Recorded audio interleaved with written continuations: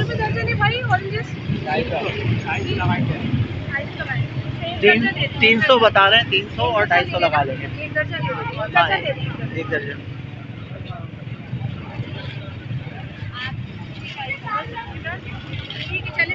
ले लिए, ले लिए। ठीक है, क्या लिया आपने? ऑरेंजेस।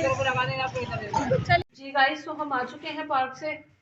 बहुत मज़ा आया वॉक करके, और सर्दी का वॉक में पता ही नहीं चला। तो आप लोग भी जाएं और वॉक किया करें, थोड़ा सा निकलें, इससे हेल्थ अच्छी रहती है। फिर साथ में वापसी में आते हुए हमने कुछ ऑरेंजेस वगैरह ले लिए और कुछ पापे वगैरह, ब्रेड वगैरह रखी थी तो थोड़े से पापे ले लिए, क्योंकि हमारे यहाँ जो है ज़्यादा अफराद नहीं है, हम मियाँ बीवी और एक छोटी सी बेबी है हमारी, तो काफ़ी होता है एक दिन 2 दिन के लिए।